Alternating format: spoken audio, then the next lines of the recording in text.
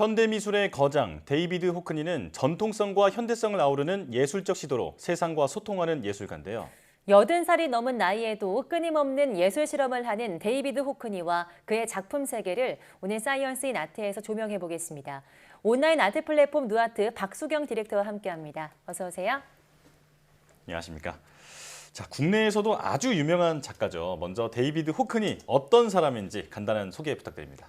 네, 데이비드 호크니는 1937년 영국 브래드포드에서 태어났는데요. 올해로 85세를 맞이한 세계적인 작가입니다. 예. 대중적이면서도 굉장히 세계적으로 영향력 있는 작가 중 한 명인데요. 1960년대에 다수의 인물 초상화와 또 정물, 수영장 등을 주로 그리면서 인지도를 쌓기 시작합니다.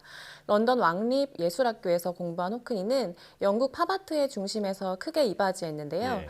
단순히 회화뿐만 아니라 사진, 판화, 삽화, 또 무대 디자인 등 장르를 넘나들면서 굉장히 활발하게 작업했습니다. 호크니는 특히 60여 년이 넘는 긴 시간 동안 작업 방식이나 매체에 한정되지 않고 무척 다양한 시도를 해왔는데요. 계속해서 새로운 기술이나 디지털 매체들을 이용한 작업을 시도하고 또 잘 활용하면서 대중에게 폭넓은 예술 세계를 보여주고 있습니다. 예. 또 한국에서는 특히 2019년 서울시립미술관과 테이트의 공동 기획으로 대규모 개인전을 진행하기도 했었는데요. 당시 굉장한 이슈로 약 30만 명이 넘는 관람객이 다녀가기도 했을 정도로 국내에서도 높은 인지도를 자랑하는 작가입니다. 네, 저도 그 전시회에 갔던 기억이 납니다. 네, 데이비드 호크니는 현존하는 화가 중에 가장 또 유명한 작가로 꼽히기도 하는데요. 가장 높은 낙찰가를 기록한 작품도 궁금해요. 네, 아무래도 원화 기준으로 대표적인 작품 거래 이력을 보면요. 예술가의 초상이라는 작품이 있습니다. 예. 이 작품이 2018년에 뉴욕 크리스티 경매에서 그 당시 현존 작가의 작품 중 최고가인 약 9,031만 2,500달러로 한화 약 1,020억 원 정도에 낙찰이 됐고요. 크리스티 경매사 쪽에서도 기존 904억 원 정도에 낙찰될 거라고 예상을 했었는데 그 금액을 훨씬 뛰어넘은 굉장히 높은 금액에 낙찰이 됐습니다. 예. 이 호크니는 수영장을 소재로 한 그림을 자주 그렸는데요. 이 작품은 이제 야외 수영장을 배경으로 물 속에서 수영을 하고 있는 남성과 물 밖에서 그를 바라보는 또 다른 남성의 모습이 담겨 있고요. 이 수영하고 있는 남성은 호크니의 애인이기도 했던 피터 슐레진저로 추정이 됩니다. 특히 이 작품은 1971년에 처음 이제 그려졌다가 5년 동안 함께했던 슐레진저와 이별을 하면서 작업하던 캔버스를 폐기하게 되는데요. 이듬해 4월에 다시 작업을 시작해서 한 달 정도 후에 이제 최종적으로 완성된 작품이라고 합니다. 네. 이 데이비드 호크니는 동성애를 주제로 한 작품도 많이 그렸다고 하는데요. 그리고 초상화 작품도 많이 그린 작가로 알려져 있는데 작품별 특징도 좀 짚어주시죠. 네, 호크니는 주로 이제 정물이나 아니면 풍경화 또 인물 초상화들을 작품 주제로 많이 다뤘는데요. 네. 초상화 같은 경우는 주로 1960년대 말부터 자신의 주변 인물들을 모델로 해서 그렸습니다. 주로 친구나 연인, 가족, 작품들을 어떤 도와주는 조수들을 모델로 삼기도 했는데요. 네. 호크니는 본인이 동성애자이기도 했기 때문에 한때 연인이자 또 발레리노였던 웨인 슬립이나 미국의 화가인 피터 슐레진저 또 큐레이터이자 오랜 친구이기도 했던 그레고리 에반스 같은 인물들이 주로 이제 초상화에 많이 등장을 했고요. 네. 또 호크니의 초상화 중에서는 굉장히 유명한 작품인 클라크 부부와 퍼시라는 이 작품도 호크니의 지인들이기도 합니다. 네. 이 데이비드 호크니는 이런 2인 초상화도 많이 다뤘는데요. 굉장히 흥미로운 점은 이 호크니가 그린 2인 초상화를 보면 단순하게 인물을 묘사하는 것에서 끝나는 것이 아니라 그 두 인물 사이의 관계나 어떤 분위기도 어느 정도 가늠을 할 수 있게 눈에 보이지 않는 부분까지도 작품 속에 녹여냈습니다. 네. 네, 하지만 호크니는 초상화보다도 자기 자신을 더 많이 그렸다고 알려졌는데요. 직접 그린 자화상만 약 300여 점이 넘는다고 합니다. 야. 네. 호크니는 디지털 매체나 새로운 기술을 잘 활용한다고 말씀해 주셨는데 태블릿 PC로도 그림을 그린다고요. 그 작품들도 궁금합니다. 네, 말씀대로 이제 데이비드 호크니는 2010년부터 아이패드를 활용해서 그림을 그리기 시작했는데요. 네. 초기에는 단순히 지인들에게 선물용으로 전송하는 목적으로 그렸다가 그렇게 지속해서 작업을 해오면서 전시도 열게 됩니다. 네. 특히 최근에 호크니의 아이패드 작품들만 모아서 했던 전시가 있는데요. 작년 5월 런던 왕립 아카데미에서 진행됐던 호크니의 개인전에서 아이패드로 그린 작품 116점을 소개했습니다. 네. 주로 풍경화를 소재로 작업했는데요. 이 전시에서는 프랑스 노르망디에서 생활하면서 본 자연 풍경을 아이패드로 작업한 겁니다. 이 노르망디 자택 창가에서 마주했던 사계절이나 일출도 일몰의 순간을 포착해서 아이패드로 담기도 했고요.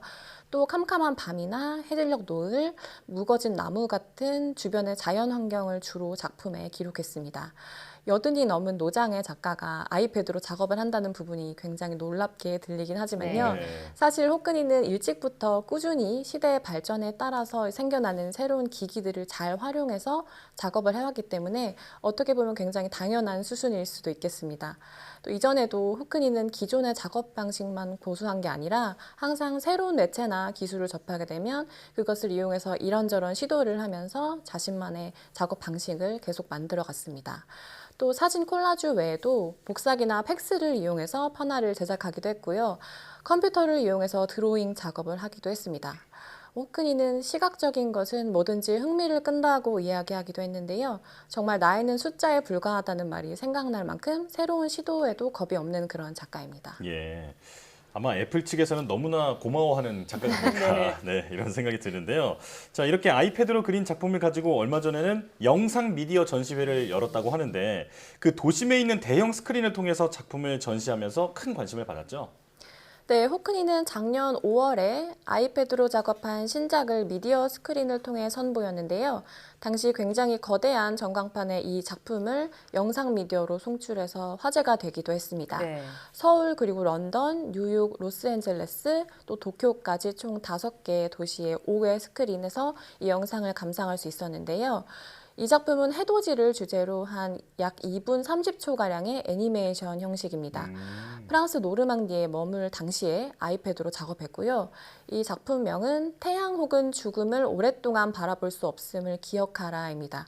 특히 이 해돋이를 묘사한 이유로는 그 대유행으로 인한 대봉쇄가 점차 해제되기 시작하면서 다 함께 이겨내자는 어떤 희망과 협력에 대한 메시지를 담고 있는데요. 다가오는 봄날에 대한 고대하는 그런 마음이기도 했습니다. 전 세계가 코로나19로 자국의 문을 걸어 잠그기도 했었는데 이런 작업을 통해서 응원의 메시지를 전하고자 했다고 하는데요. 이 작업 당시 호크니 또한 그 코로나19 봉쇄령이 내려지면서 노르망디에서 격리 중이었다고 합니다. 그렇군요. 네, 그런데 궁금한 게 디지털 기기로 그린 그림들은 어떻게 거래가 되나요? 그 컨버스로 그린 거랑은 좀 다른 방식으로 거래가 될 것 같거든요. 네, 이 디지털 원본 파일이 있는 작품의 경우에는 이 원본 파일 자체를 거래를 하기도 하는데요. 다만 데이비드 호크니의 아이패드 작품 같은 경우에는 에디션 판화로 제작해서 그 낱장의 작품을 소장하는 것이 일반적입니다. 네. 여기서 에디션 판화는 원본 작품을 기준으로 예를 들면 뭐 100장에서 200장 또는 1000장씩 이렇게 한정판으로 찍어내는 것을 이야기하고요. 호크니의 이 아이패드로 그린 에디션 판화도 국내 경매에 종종 출품이 되기도 합니다. 또 갤러리에서 직접 구매를 하거나 뭐 경매를 통해서 낙찰을 받아서 소장을 하기도 합니다. 또 데이비드 호크니는 하나의 방식에만 국한되지 않고 굉장히 다양한 방식을 이제 사용하는 그런 작가로 유명한데 한때는 사진 콜라주에도 큰 흥미를 가졌다고요? 네, 데이비드 호크니는 1980년대 초에 사진을 이용한 콜라주 작업을 시작했는데요. 인화한 사진들을 이용하는 작업이었고요. 이 사진 이미지의 조각들을 원하는 위치로 배열해서 하나의 큰 이미지를 만드는 방식입니다. 이 초기에 작업할 때는 폴라로이드로 주로 인화를 했다고 하고요. 네. 이후에는 35mm 필름을 현상소에서 컬러로 인화해 작업했다고 합니다. 다만 사진이 렌즈라는 하나의 시선으로만 대상을 포착한다는 그런 부분 때문에 일종의 한계를 느꼈다고 하고요. 다시 회화에 집중을 했다고 합니다. 이 부분에 대해서 호크니는 사진 속에 정지된 순간은 비현실적이다. 또 드로잉이나 페인팅에 있는 생생함이 사진에는 없다라고 했다고 합니다. 85세의 나이에도 창의적인 시도로 젊은 관중까지 사로잡는 데이비드 호크니의 예술 세계에 대해서 오늘 자세히 알아봤는데요. 끝없이 도전하는 호크니의 삶이 또 하나의 예술이 아닐까 이런 생각이 듭니다. 자, 사이언스 인 아트 누아트의 박수경 디렉터와 함께했습니다. 고맙습니다.